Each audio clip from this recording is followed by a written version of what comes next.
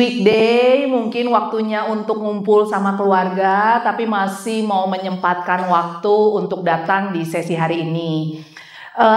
Kalau Ciuli tadi lembut banget ya. Kalau ini jangan kaget, makin ke belakang makin ngegas gitu ya. Ditambah hari ini judulnya dikasihnya sama Cieni, judulnya tentang identity no found. Mungkin ada yang bingung, apa sih, kenapa sih judulnya kali ini agak unik, agak aneh, nggak jelas kali ya.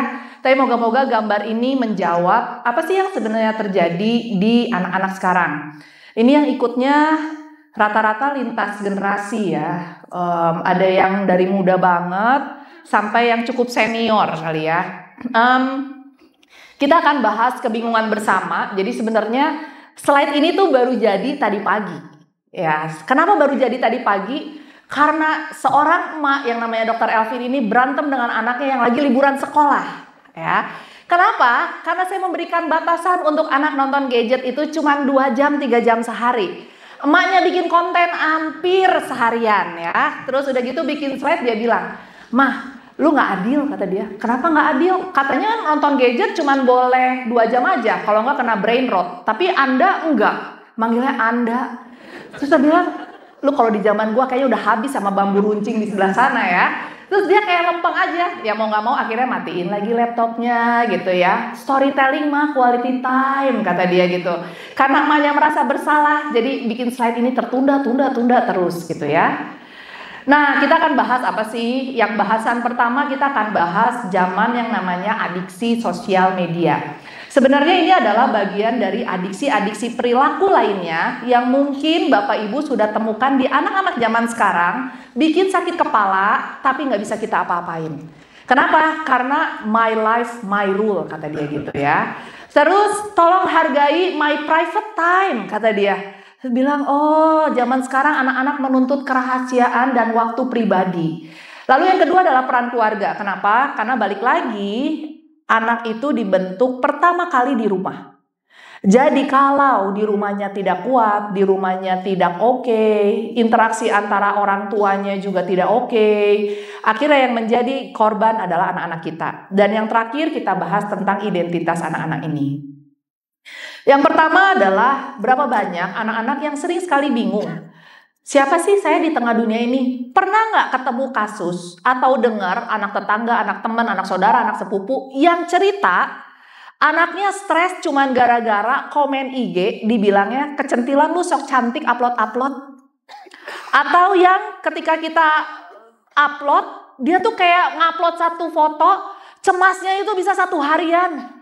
Mungkin kalau lagi pas foto ada angin gedebuk, poninya miring dikit, minta diulang lagi fotonya. Atau ini kurang, mau sudut kanan, sudut kiri, kenapa sih mama ngambilnya sebelah kiri? Aku tuh angle-nya angle kanan tahu. Jadi emaknya yang jadi juru foto pas lagi liburan. Padahal kita mau menikmati bunga sakura ya. Kita mau ngelihat gunung, yang ada ngeliatin muka anak kita terus tiap hari. Gitu. Diajak ngobrol main HP gitu ya. Nggak diajak ngobrol diem aja, nggak punya toleransi, nggak punya empati, mbaknya dasteran, keringetan, udah bau segala macam. Dia goler-goler doang sambil scrolling. Kayaknya udah pengen nakal dari belakang. Tapi coba kalau kita lakukan itu, diomonginnya apa? Kekerasan dalam rumah tangga. Ini namanya domestic violence, mama. Kayaknya melelahkan banget. Kenapa? Karena mama ini, bapak-bapak ini, kalau tidak belajar parenting zaman sekarang, perbandingannya adalah dokter Google. Nanti dia tanya sama dokter AI, bagaimana melakukan parenting yang baik pada anak? Kalahlah semua ilmu kita ini. Karena ilmu kita adalah ilmu kakek nenek. Ya, yang keluarnya adalah pelototan, ya. Yang keluarnya adalah nada yang naik 1 oktav. Masih belum cukup naik oktav kedua. Yang paling mengerikan kalau turun oktav. Kalau udah diem, hening, yang keluar suara berat, itu saatnya untuk kabur kalau di zaman dulu. Kalau sekarang malah diem aja, nyantai aja. Gitu ya. Jadi siapa yang dia kadang suka bingung. Ini tuh saya tuh apa ya? Apalagi kalau anak-anak kita mengalami bullying. Itu penderitaan banget buat mereka. Bukan lagi zamannya sekarang bilang kalau bullying mah lawan aja. Masa takut sama-sama manusia, sama-sama makan nasi? Beda zamannya. Gitu ya. Jadi kenapa menjadi mengerikan? Karena sekarang bullying itu tidak hanya terbatas ketemu fisik sama fisik. Tapi bisa sampai ke sosial media, bisa sebagai smear campaign, grup WA, sehingga akhirnya anak-anak ini kehilangan jati dirinya. Ini kalau dibilang tantangan anak-anak kita, banyak sekali yang menggunakan gadget, banyak sekali yang punya akun sosial media, banyak sekali yang menggunakan internet. Jadi akhirnya ini menjadi tantangan buat kita semua, gitu ya. Ini jamnya. Sekarang tinggal lihat HP masing-masing. Kayaknya HP terbaru rata-rata punya digital well-being. Coba dicek. Ya, kalau normalnya kata data ini ya, normalnya kata datanya Meltwater, normalnya orang Indonesia itu menggunakan gadget mirip di dunia itu 7 jam 38 menit per hari.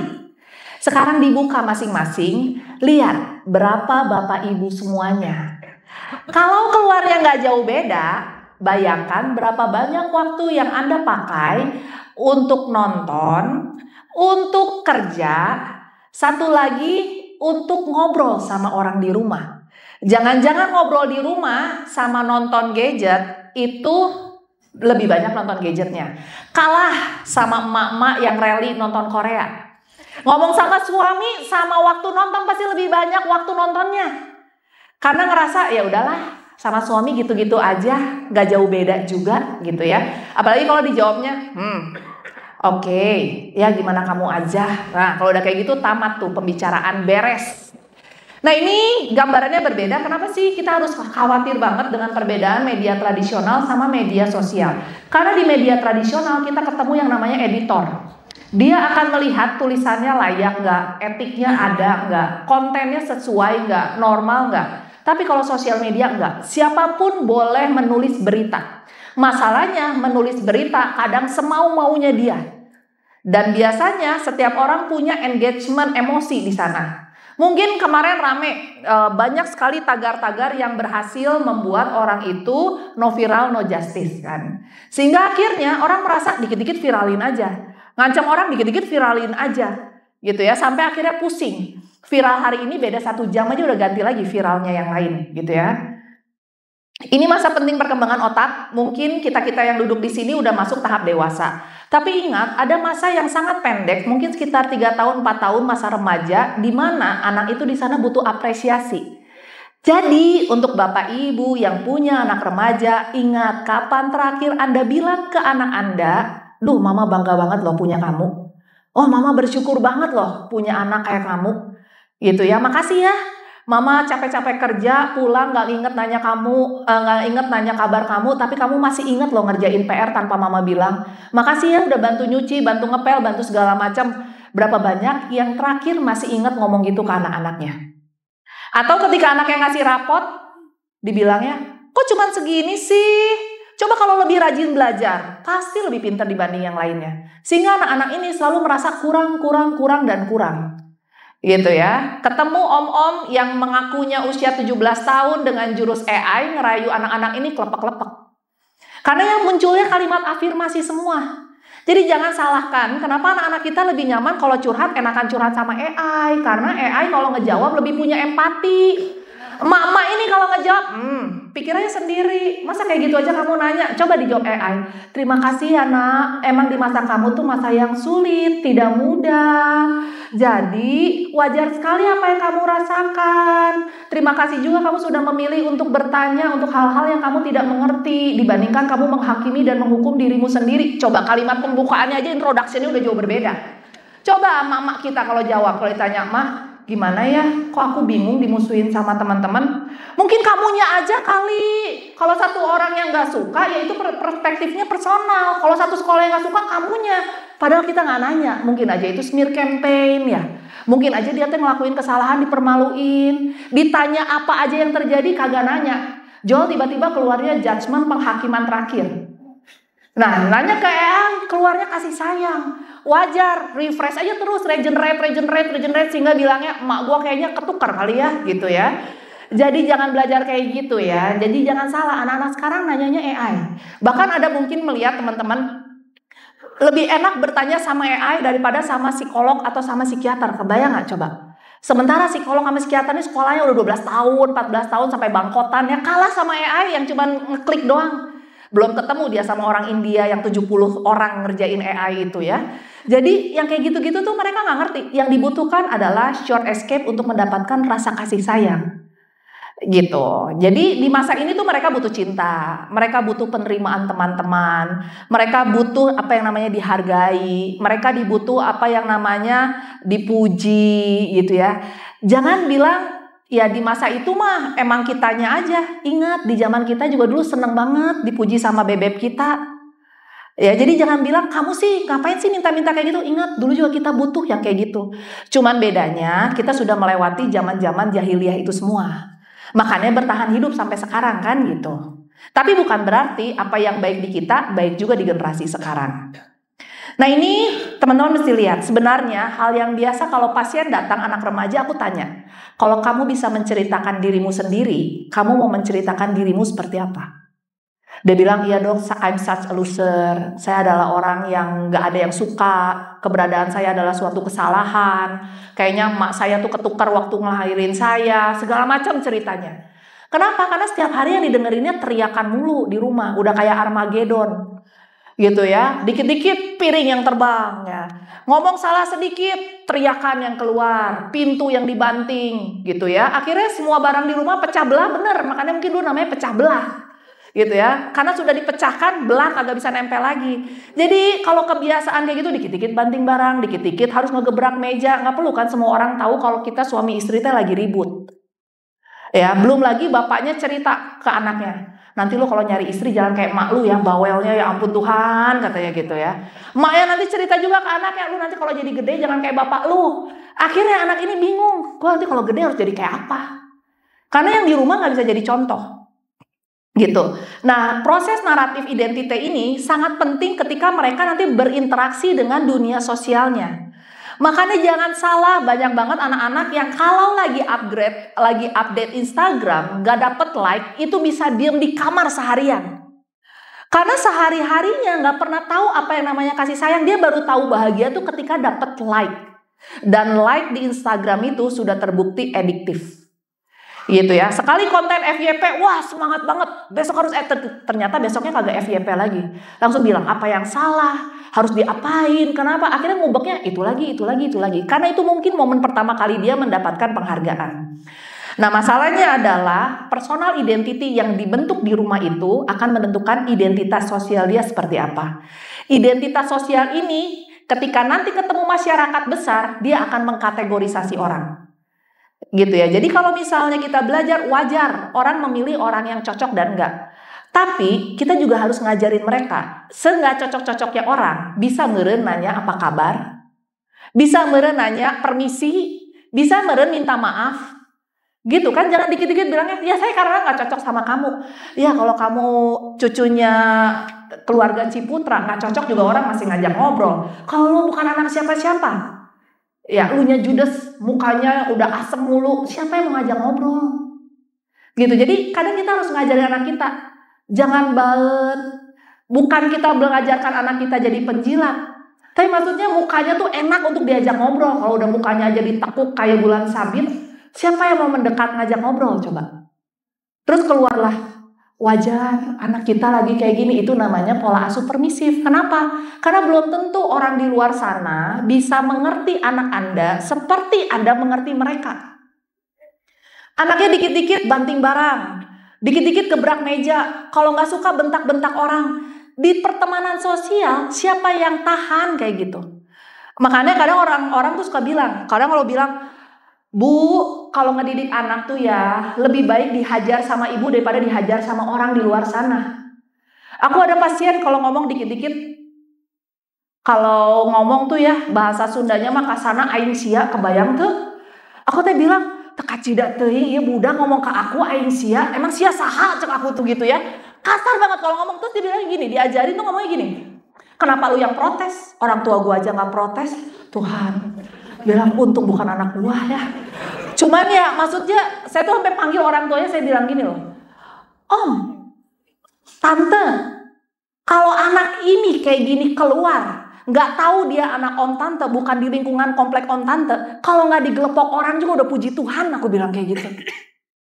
Ya kalau ngelempar duit kayak ngelempar, mending kalau nyawer 100 ribuan, cuman duit goceng aja ngelemparnya kayak gitu, kebayang nggak Tante? Untung aja loh, aku bilang. Orang komplek ngerti anak ini ada sesuatu. Kalau dia di luar, emang di sini ada labelnya orang lagi berobat di psikiater? Kan enggak ya. Kalau dia sampai dipukul orang kayak gimana? Sehingga akhirnya anak-anak kayak gini nanti makin gak punya grup sosial. Karena siapa yang tahan? Makanya kenapa pendidikan di rumah penting banget. Karena pendidikan di rumah akan menentukan anak-anak ini bisa beradaptasi nggak di lingkungan luarnya. Gitu. Makanya nanti dia kalau in group, dia bisa disenangi di semua orang. Karena dia bisa ngomong we. Orang dengan mudah ngomong we are friends. Kalau dia nggak belajar titik itu, dia akan selalu ada di level ngomongin orang they. Karena dia nggak pernah merasa inline di grup manapun. Gitu ya. Nah ini hati-hati Bapak Ibu kalau anaknya nonton, diperhatikan ya kartun-kartun, ya isu-isu LGBT sekarang banyak banget. Saya menyadari banget ada yang namanya isu LGBT itu memang kaitannya dengan brain. Tapi banyak yang kaitannya dengan social life. Jadi kalau nonton kartun hati-hati banget. Aku nonton kayak gini tuh sampai sakit kepala loh. Langsung setelah itu malamnya aku ambil iPad anak aku untuk melihat apa yang dia tonton.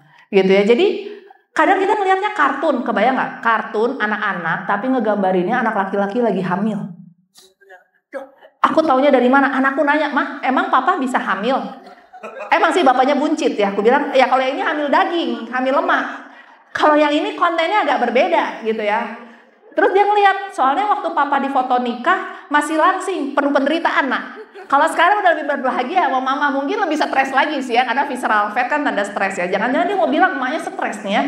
Gitu ya. Terus belum lagi yang di bawah gitu ya. Anak-anak udah bilang I'm trans gitu ya. Terus udah gitu saya nggak tahu nih saya identitas seksualnya apa. Wah sekarang tuh udah lebih pusing semua. Belum konten-konten ini nih. Konten-konten yang ini tuh bikin mumet, kebayang nggak? Ada kartun yang mengajarkan menjadi ani-ani muda. Coba tuh Tuhan, ya konten naon yang saya nggak beledakeun cek akunya iyanya. Tapi ada. Jadi bagaimana nih yang ini nih, yang polisi yang ada tahanan yang menggoda gitu. Jadi emang se-weird itu dunia sosial itu. Jadi kebayang nggak kalau bapak ibu ngelihatnya anak nonton kartun, cekekek, ternyata isinya kayak gini, gimana nggak mumet itu kepala, gitu ya. Ini game, anak-anak sekarang banyak yang main Mobile Legends ya, Valorant, Roblox. Valorant itu cuma boleh dimainin anak usia 16 tahun Bapak Ibu. Ya, jadi kalau mabar, mainnya ML, mainnya Valorant, coba tolong dikuras itu kepala. Ya, kenapa? Karena nggak boleh. Kenapa sih nggak boleh? Karena terlalu banyak isu kekerasan di dalamnya. Kalau Mobile Legends gak usah ditanya lagi, wifi mati aja dia bisa banting tuh handphone kan. Gitu ya, ini yang Valorant. Untuk yang main Roblox, boleh main asal duduk orang tuanya di sebelahnya. Sampai ngeri gak ya? Aku tuh sampai bilang, Roblox ini dulu tuh ada umurnya 13 tahun. Sekarang dia sampai kasih tanda seru gak ada batasan usia. Artinya selama dia main game ini butuh pengawasan orang tuanya. Kenapa? Coba aku duduk sejam main sama anakku main Roblox. Aku duduk terus begitu tiba-tiba dia bilang ini, "You such a loser, just jump." Bilang main apa ya? Kayak gitu ada loser anak gue masih umur 5 tahun. Ternyata dia tuh kayak main, terus udah gitu jalan, nyampe di ujung ada kata-katanya. Jadi kayak gambling gitu, dari 4 sudut itu dia dapat yang laki, satu lagi dapat yang bet kayak gamble gitu ya. Terus keluarnya suruh jam. "Mama, suicide itu apa?" Hah, aku langsung sakit. Iya, tersalah kuping Pan ya, bener. Maksudnya apa ya tanahnya suicide? Oh ternyata pertanyaannya kayak gitu.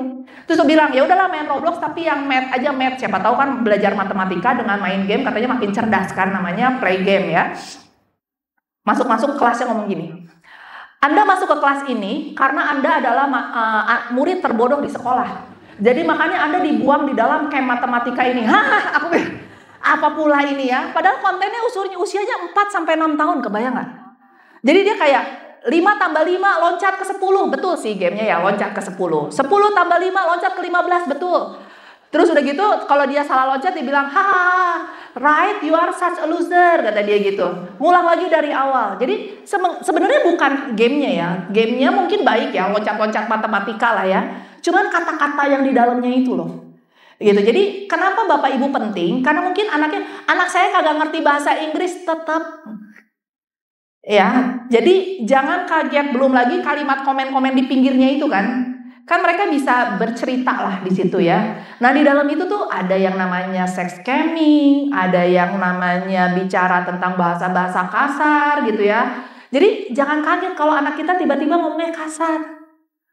Gitu. Jadi ya inilah bonus-bonusnya ya. Ini Minecraft itu usianya 7 tahun. Jadi kalau Anda bingung dengan gamenya, coba Anda buka PEGI ini. Di Indonesia kagak ada. Ya, jadi kalau di Indonesia mungkin PIGI ya namanya ya. Ini tuh Pan European Game Information. Jadi kalau orang mau beli game, anaknya mau ngedownload, dia cari dulu game ini untuk anak umur berapa ya. Terus apa yang harus saya warning sebagai orang tua itu ada kalau di luar negeri. Di Indonesia kagak ada. Gitu ya. Nah ini kenapa sih kita sangat adiksi pada sosial media? Karena sosial media, game, apapun itu mengaktifasi area limbik. Area limbik adalah area reward. Jadi ketika Anda merasakan bahagia, Anda merasakan kesuksesan gitu ya, Anda merasakan pleasure, sesuatu yang menyenangkan, itu adalah bonus dari area limbik. Di area zaman sosial media zaman now, area limbik ini selalu di overactivation. Karena hal sedikit pun itu bisa mengaktifasi, ditambah dengan terjadinya algoritma. Nah ini kenapa lagi jawabannya? Jawabannya adalah flow teori. Kenapa kalau suruh belajar susah setengah mati, kalau suruh main game gampang banget? Karena ada yang namanya flow teori ini. Orang makin masuk ke fase flow, itu kayak dunia milik sendiri. Gitu. Jadi kalau ada orang bilang, kenapa ya kalau main ini saya bisa serius banget, bisa perhatian banget? Karena Anda masuk ke dalam fase flow. Nah makanya kenapa anak-anak sekarang di sekolah, skillnya itu yang di bawah nggak terlalu tinggi. Beda sama zaman bapak-bapak, ibu-ibu semua. Yang dilatih adalah skill, karena nggak ada short escape. Kalau sekarang gagal di pelajaran olahraga, ada e-sport. Nggak bisa gaya di olimpiade, keluar permainan online ya, kan ada PUBG lah apa segala macam. Orang dikasih short escape terus. Kalau dulu mungkin kerasa ya. Dulu ini kan rata-rata udah lulus kuliah ya, muka-mukanya nih ya, muka-muka matang kehidupan semua. Pertanyaannya, di zaman bapak-bapak waktu dulu kuliah, ibu-ibu waktu kuliah, perbandingan yang cum laude sama perbandingan yang tidak cum laude, banyak yang mana? Yang tidak cum laude. Coba sekarang Anda kelulusan kuliah, lebih banyak yang mana? Cum laude. Jadi ketukar, kayaknya yang nggak cum laude dapat penghargaan kayaknya ya. Kalau sekarang, semua orang mendapatkan nilai mudah. Kalau dulu orang cum laude kita ngerti, wajar dia mah udah kayak kamus berjalan, textbook berjalan, baca sekali juga udah hafal. Kita mah sampai ngocekin bakarannya, pakai kopi juga nggak hafal-hafal. Tidur udah alasannya textbook juga kagak hafal-hafal. Nah kalau mereka sekarang dikit-dikit cum laude, makanya nyari kerja sekarang susah banget. Dulu udah jaminan lulus cum laude minimal 90% lebih gampang keterima kerja. Sekarang lulus cum laude masih pengangguran 3 tahun nyebar CV juga. Kalau bukan anaknya siapa? Gitu. Jadi makanya itu yang bikin orang desperate. Karena mudah banget segala sesuatunya. Adik-adik yang mukanya masih polos belajar yang benar. Ya, tau gitu kata emak, tau gitu gue bawa emak gue tadi, anak gue bawa tadi ya gitu ya. Anak aku tuh sampai protes gini, "Ma, aku kagak mau sekolah lagi." Terus bilang, "Gila lu ya kagak mau sekolah lagi?" Dalam hati ya, emaknya jungkir balik kerja pagi sampai malam buat nyekolahin lu. Sabar Elvin, sabar. Berdoa lah ya. Terus gue bilang, ngomong apa ya kataku ya. Dulu juga gue ada zamannya kagak mau sekolah, tapi kalahnya sama anduk beca ya. Gue bilang gitu ya. Pulang, pagi-pagi tuh gak mau sekolah lah mah. Orang sekolah juga kagak ada yang, sedikit yang sukses kata dia gitu. Karena kemarin nonton Elon Musk. Kurang ajar ya. Gue bilang kalau ketemu Om Elon, gue mau bilang lu kagak usah jual-jual cerita sukses lu gitu ya. Jadi dia bilang kagak mau sekolah. Karena katanya kalau gak sekolah juga tetap bisa sukses. Langsung bilang, udah hari ini lu terakhir sekolah, pakai seragamnya. Keluar ya, bilang, lu lihat orang yang bawa karung ya, yang lagi ngumpulin kayak gitu, yang lagi ngegotongin sampah. Kalau lu kagak sekolah, modal lu cuma otot. Besok kagak usah sekolah, lu fitness setiap hari. Minimal lu ngangkat 2 karung. Ya, kalau lu kagak bisa juga kayak Mang Beca itu. Mama beliin anduknya, yang anduk putih, yang badminton tuh kan, kayak gitu. Nah, gue beliin lu beca kecil. Ya, mulai besok gue tawarin siapa yang mau bawa beras. Pucet. Enggak mama, aku sekolah aja. Puji Tuhan. Enggak salah gue mendidik anak ya, gitu ya. Jadi sekarang kalau dia ngomel lagi, ingat kagak mau belajar. Ingat yang mama bilang apa? Enggak mama, aku gak mau jadi garbage man. Pintar. Bener, camkan itu baik-baik ya. Jadi semenjak itu kagak pernah dia ngomong kagak mau sekolah. Sebenarnya karena mama kagak akan ngasih warisan mama ya. Tabungan itu lu cuma dapat lagi angpau. Di luar angpau sisanya lu ngumpulin uang jajan. Jadi uang yang sekarang bayar sekolah itu mama hitung utang. Gitu. Dia bilang, "Ma, gue kayaknya jahat banget. Mungkin anak aku juga nggak ngerti gitu ya." Makanya dia nanya ke papa, dem itu apa ya? Terus semenjak itu, tapi itu harus dia ajari loh. Aku bilang, kalau kamu mau ambil hak kamu, boleh banget. Lu kagak mau ambil, nggak apa-apa juga. Nah, cuman kadang kalau nerapin ilmu gini, orang tua tuh takut. Gimana anaknya kalau gagal, Dok? Lah, sekarang juga udah mendekati kegagalan, Bu, Pak. Kalau Anda masih mau paksain yang kayak sekarang, makin gagal lagi karena anaknya tahu cara ngontrol Anda. Nah, sekarang tinggal adu aja, adu kuat-kuat. Nah, udah kayak gitu, kaget tuh anak-anaknya biasanya. Besoknya, "Mama, besok boleh nggak cari psikiater lagi? Jangan sama dokter Elvin lagi." Biasanya kayak gitu. Tapi anak-anak tuh harus tahu loh, emaknya ini, bapaknya ini, nyari duit itu bukan meresin keringat bosnya. Ada juga meresin keringat sendiri. Jadi harus dikasih tahu. Duit yang didapetin di tabungan itu bukan duit asal ngomong dapat duit. Berapa banyak yang kayak Timothy Ronald di dunia Indonesia ini. Nah, itu terus diomongin. Itu tuh 1 dibanding 300 juta penduduk Indonesia. Itu tuh harus diomongin karena anak sekarang nontonnya kayak gitu.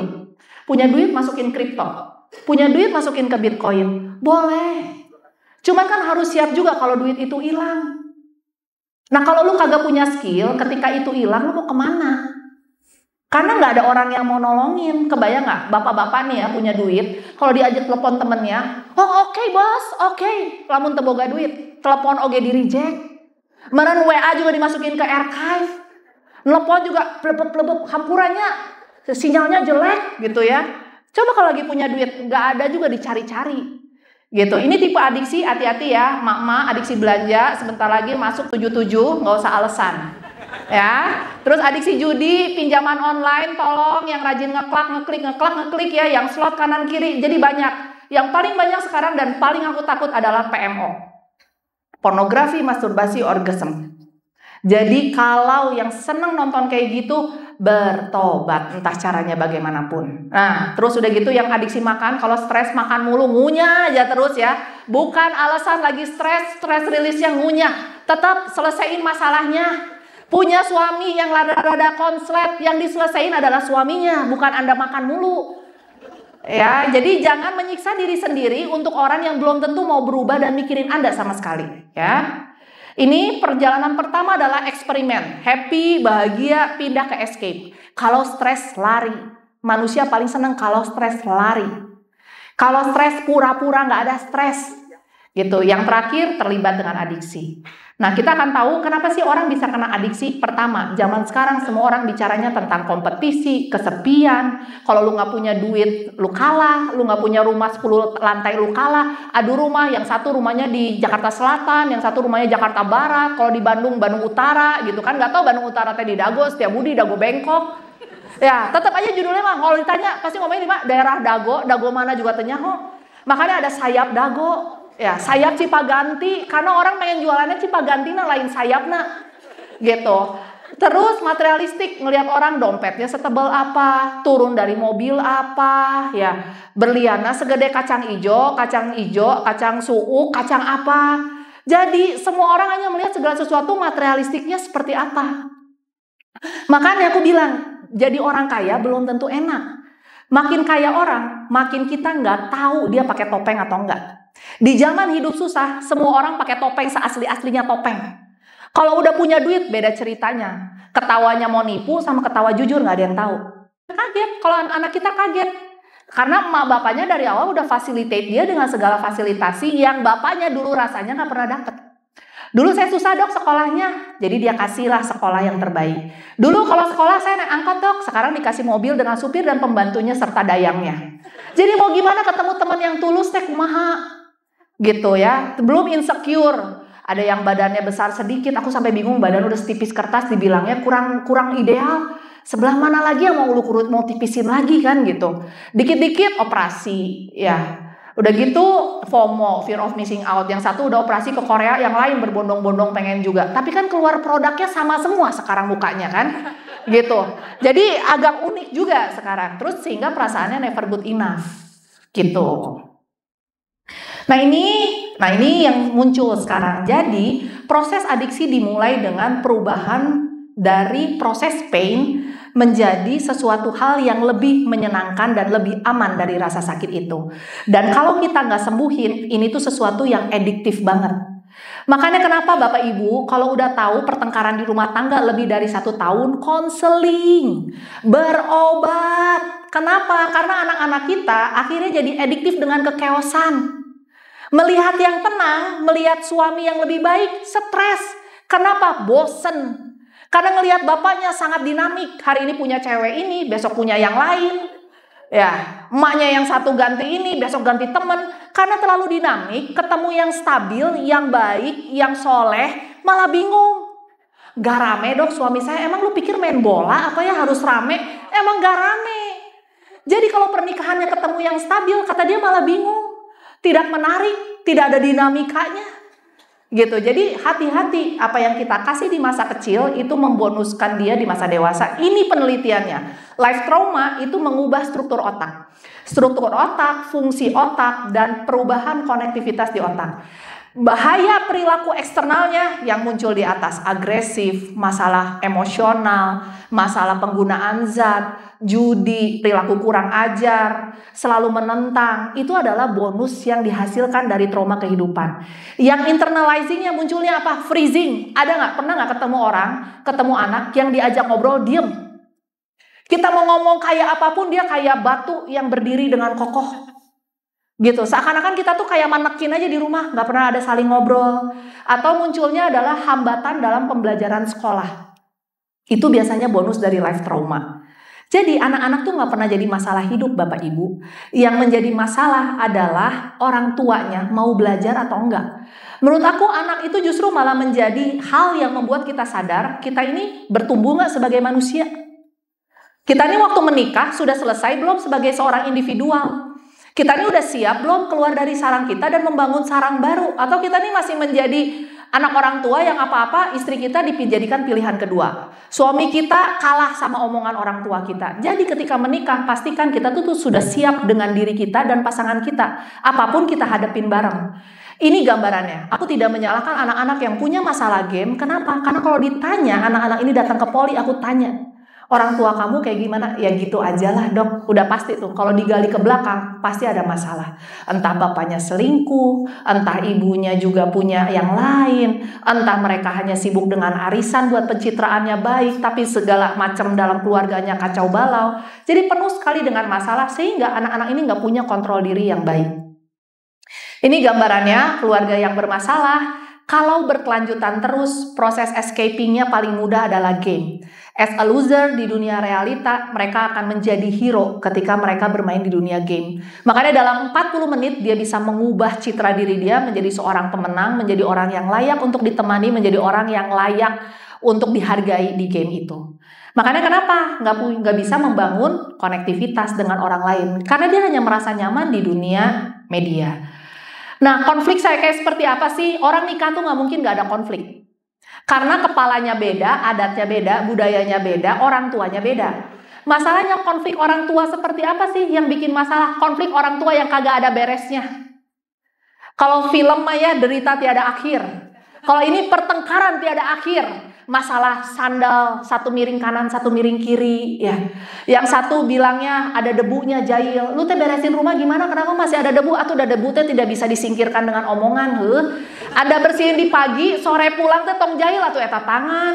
Kan namanya si debu teh selama ada lubang masuk gitu tah. Gitu ya, anak salah yang disalahin orang tua. Kalau anaknya bermasalah di sekolah tuh anak lu.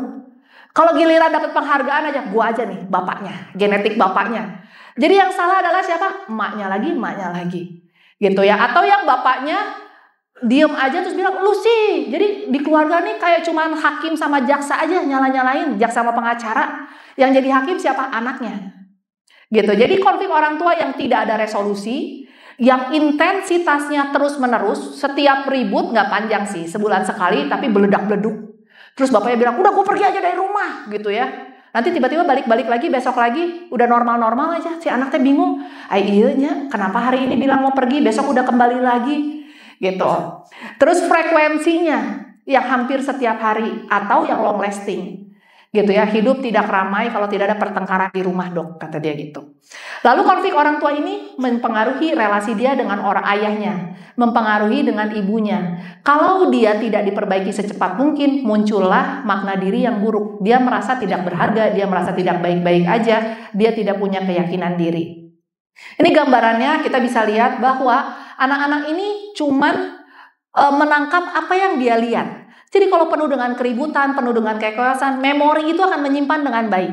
Bahkan ketika dia sudah menikah, udah 50 tahun, 60 tahun, dia masih ingat bagaimana bapak ibunya bertengkar ketika dia masih kanak-kanak. Kebayang gak kuatnya memori pertengkaran orang tua pada seorang anak. Dan si pain ini sedihnya, manusia tuh punya otak pain yang mengatur jaras nyeri, dia tidak bisa membedakan. Mana yang nyerinya fisik, mana yang nyerinya emosional. Jadi jangan cuma nyepelein, itu mah biasa aja, orang sedih biasa aja. Beda Bapak Ibu, kalau sedihnya berulang-ulang terus, dia tetap akan mengaktifasi jaras nyeri di otak. Gitu. Jadi sedih banget anak-anak seperti ini tuh akhirnya nanti ketika dia udah dewasa gampang banget kena sakit lambung, sakit kepala, cancer, autoimun. Bonusnya dari mana? Dari apa yang kita tanam sejak dia kecil. Nah ini biasanya ini produk dysfunctional family. Yang pertama caretaker. Ini biasanya anak pertama yang paling diandalkan keluarga, kebanggaan dan segala macamnya. Anak yang paling soleh, anak yang paling soleha, paling baik, paling nurut, paling bisa diomongin. Wah pokoknya mah ieu anak dewa, nu ngalahkeun. Ya, kalau dibilang banyak mama teh hoki pisan punya anak kayak lu. Anaknya kayak ya ampun Tuhan, belah mana lagi yang mau lu peres gitu ya. Pokoknya kalau ada masalah carilah si caretaker ini karena dia adalah anak yang selalu yes boss dan selalu sedia. Yang kedua anak yang jadi hero, biasanya ini anak kebanggaan orang tua.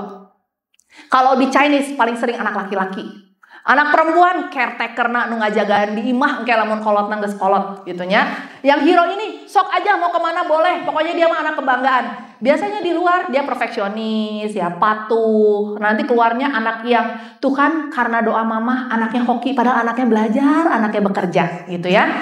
Terus udah gitu selalu membutuhkan apresiasi. Jadi makanya anak hero ini kalau tidak diasah egonya, sombongnya setengah mati gitu ya. Terus yang scapegoat. Nah, scapegoat ini biasanya disebutnya si black sheep. Anak ini adalah anak yang selalu disalahkan setiap ada masalah di keluarga. Gitu ya. Anak-anak yang sering banget mendapatkan kutuk atau kalimat negatif dari orang tuanya.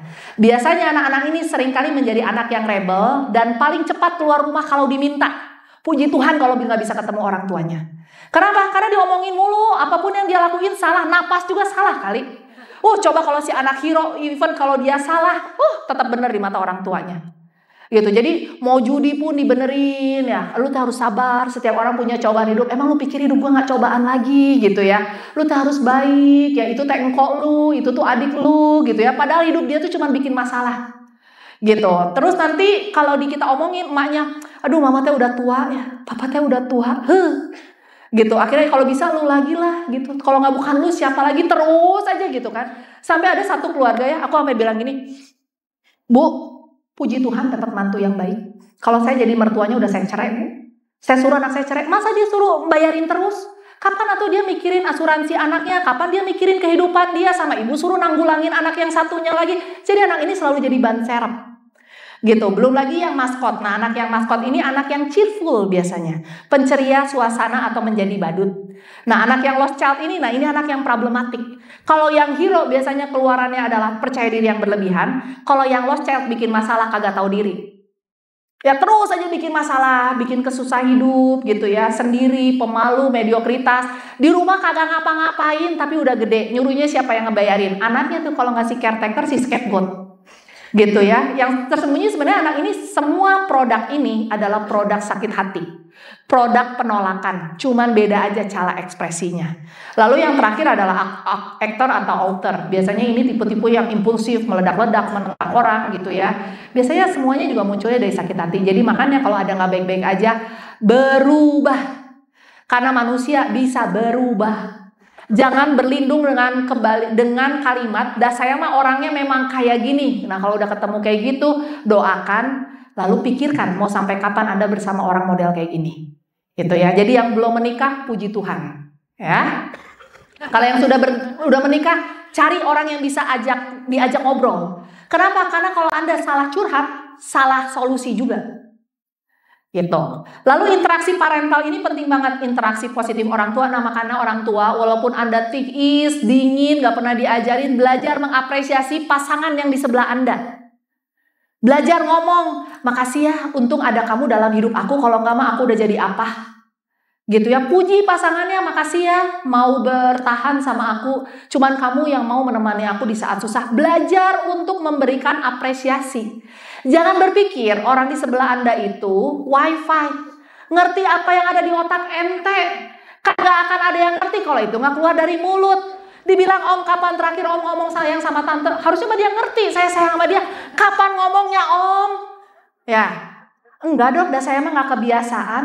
Belajar sekarang yang duduk di sebelahnya, pasangan hidupnya, dielus ya, makasih ya beb, udah mau bertahan sama aku. Yang bukan pasangannya nggak usah ngaku-ngaku pasangan, hanya yang pasangan dan sudah sah dan legal ya. Puji, makasih ya udah mau bertahan, makasih ya walaupun adat aku selangit, kamu memilih untuk tetap mau sama aku gitu ya. Mungkin kalau orang lain mah aku udah dihempaskan kemana-mana gitu ya. Dipuji pasangannya, jelek-jelek juga ya, cuman dia yang mau di saat kita susah teh.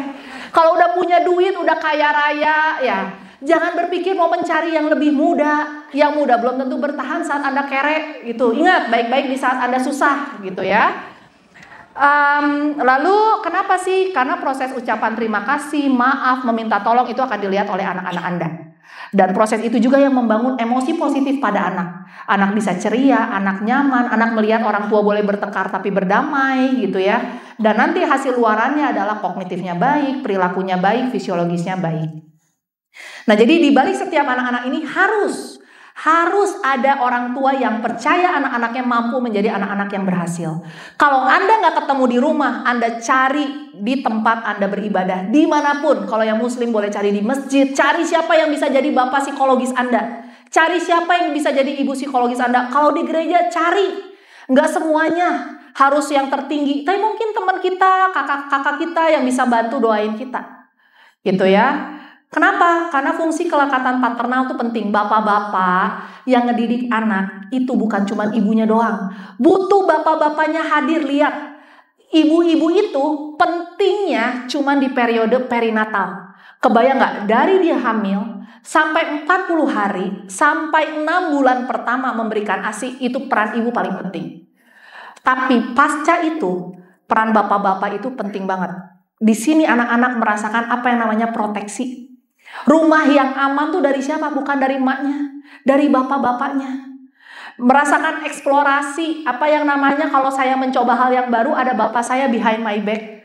Ada yang namanya akan ngajarin saya, akan ada yang ngelindungin saya, itu bapak-bapaknya. Yang menstimulus anaknya lari, yang ngajol ka dia, ngajol ka ditu, bapaknya. Emaknya udah bengkek, udah capek.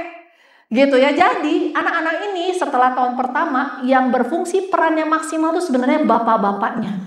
Kalau Anda bekerja jauh, kalau ada Anda LDM, cari siapa yang bisa menggantikan peran itu. Bisa kakeknya kalau lututnya masih kuat ya, bisa pamannya, bisa adik Anda, atau siapapun yang bisa memberikan sosok parental atau sosok ayah di sana. Nah, ini kayaknya ngeheng biar rada lama dibelajarinnya ya. Nah, ini gambarannya. Kenapa kalau nggak baca dikasih? Mereka akan carinya dari internet. Kalau Anda tidak bisa memberikan faktor environment yang aman, bonusnya adalah yang di tengah. Kepuasan game, reward dari game, yang berujungnya kemana? Berujungnya ke kecemasan. Kecemasan itu akhirnya berdampak terhadap guilty sama perasaan guilt dan shame-nya. Ini gambarannya. Jadi aku nggak tahu tadi kalau bilang kalau stres, kena game terus. Nah, adik-adik ya yang main game, dikontrolnya 4 jam. Kenapa? Mumpung masih sehat, kerasa masih oke. Nanti udah beda 12 tahun tak? Bonusnya yang di bawah.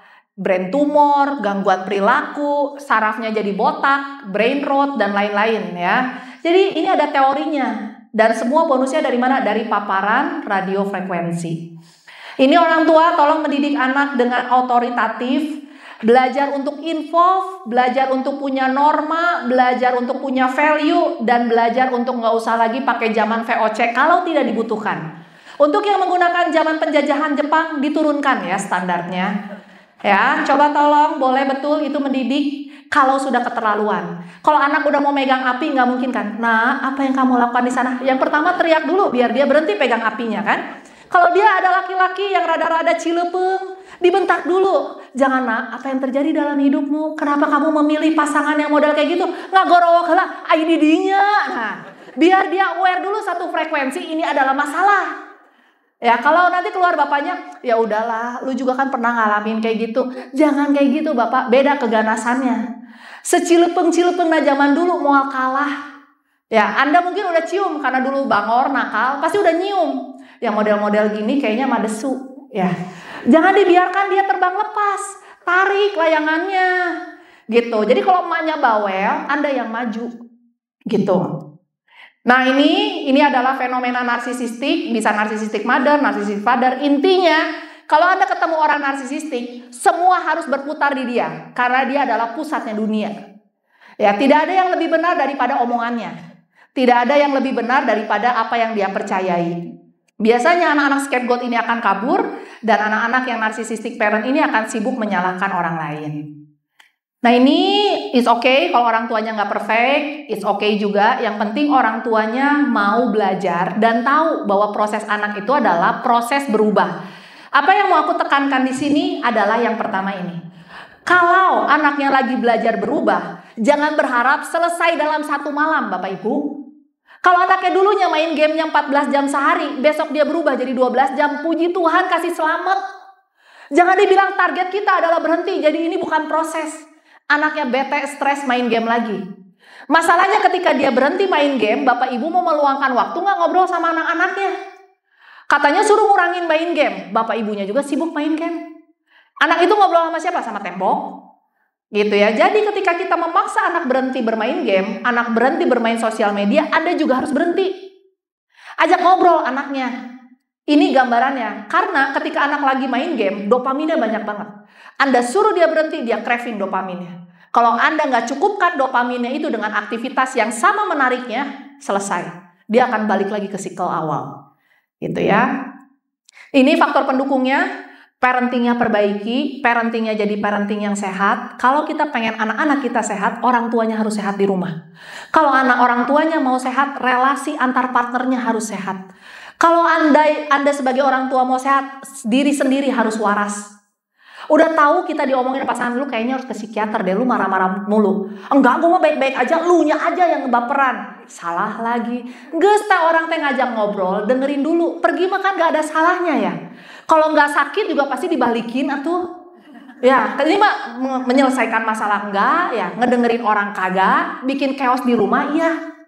Gitu. Udah gitu yang kedua, kita tahu anak ini sehat atau enggak dari temperamen anaknya. Lalu yang kedua adalah fisikalnya. Jadi untuk anak-anak yang obesitas, mulai besok olahraga. Oh, langsung anaknya duduk tegak, gak apa-apa deh. Besok masih boleh main game gitu ya. Langsung semua merasa, emak gua nih ngapain ngajak gua kesini ya. Jadi untuk yang duduk, udah mulai ada perut lebih besar dari bapaknya di rumah, diet besok ya. Coba duduk tegak yang masih muda. Udah langsung tahan perut ya. Tenang nak, masih kecil dari sana. Atas sini kelihatan masih kecil ya. Terus begitu yang kedua adalah peran orang tua. Yang butuh bukan lamanya Anda di rumah, tapi berapa banyak waktu berkualitas Anda bersama anak. Mau seharian di rumah, tapi kalau nggak ngobrol, itu bukan parenting namanya. Ya, anak diajak ngobrol, walaupun ceritanya garing, nggak nyampe, kambing bisa terbang kek, burung bisa ngomong kek, gitu ya. Orang jadi kupu-kupu kek, apapun boleh. Saya kemarin ngobrol sama anak mah, gimana kalau kita jadi mermaid? Aduh, apalagi pula ini ya. Tapi ya sudah, anak lagi berkreasi, lagi bermimpi, jangan dibilang lu tuh ngomongin apa. Ya, mah, unicorn itu kita bisa lihat di mana ya? Aduh, nggak apa-apa emang gitu. Jadi aku kalau ngarang cerita ya ada beruang bisa punya sayap. Nggak apa-apa, tapi anak bisa ketawa-ketawa, oh berarti jokesnya aja beda server. Tapi buat mereka itu lucu. Gitu ya, kayak dia ngomong apa ya kemarin ya, ngomong kokolatos keketawaan. Aku bilang apa lucunya ini ya, tapi gitu aja ya. Ya udah, yang penting dia ngerasa emaknya asik juga gitu. Jangan bilang lu tuh ngapain ketawa-ketawa kayak gitu. Bagi dia itu lucu banget. Krokodilo, coba kebayang nggak? Ada nggak yang sama? Krokodilo tuh kan. Ya, kalau yang alfa ketawa, kalau mama ini apa sih? Krokodilo tuh apa? Ada juga krokodil kataku ya. Tapi mereka tuh bisa ketawa sepanjang jalan, cuma ngomongin hello krokodilo gitu-gitu kayak apa sih anak-anak ini tuh gitu. Ya udah aja nikmatin. Karena emang jokesnya udah beda zaman ya ibu-ibu. Dia bukan jokesnya lagi emak-emak kepleset gitu ya. Atau misalnya beda zamannya. gitu. Kayak ngomong, "Sas, aku teh bingung naon teh sas teh naon," cek akunya. Adanya juga SOS di otak aku Maya. Beda, tapi menurut mereka itu berbeda, nggak apa-apa. Lalu live event ya, kasihlah mereka bonus-bonus live event terbaik. Jangan merusak momen-momen belajar mereka dengan Anda Bapak Ibu yang pencemas mengambil kesempatan mereka belajar kehidupan. Ribut sama temennya, udah aja atuh ribut sama temennya mah wajar. Nggak usah ibu-ibunya turun ke sekolah nanyain kenapa anak gua diginiin. Beda cerita Bu. Ya kalau mama udah campur tangan dalam proses keributan, beda ceritanya. Nilai C turun, kenapa anak saya dapat nilai C? Ya udah aja biarkan mereka berproses dengan kegagalan. Karena hidup di dunia nyata lebih banyak gagalnya daripada berhasilnya. Gitu. Terus parental illness, udah gitu marital relationship, sehingga akhirnya kalau kita punya dari lingkungan terkecilnya dinamikanya baik, maka bukan jaminan sih anak-anak hidupnya akan lancar terus, tapi setidaknya mereka menjadi anak yang tangguh. Kadang aku bilang gini ya, aku bukan pengen anak-anakku nanti hidupnya lancar jaya, tapi aku cuma pengen anak-anakku menjadi anak yang tangguh. Kalau ada masalah dia nggak menye-menye, kalau ada masalah dia berpikir solusinya apa dibandingkan cuma ngeluh doang dan mengubah nasib. Udah nggak bisa tuh ngubah orang tua. Ya bisa juga pengen ngasih warisan teh 8 turunan juga nggak beak-beak, walaupun dia boros, judi segala macam juga nggak habis. Tapi mau seberapa banyak yang saya kasih ke dia. Gitu. Jadi untuk Bapak Ibu, kita semua tidak sempurna, tapi kalau kita mau belajar pasti bisa memberikan yang terbaik. Mungkin itu dari aku. Terima kasih.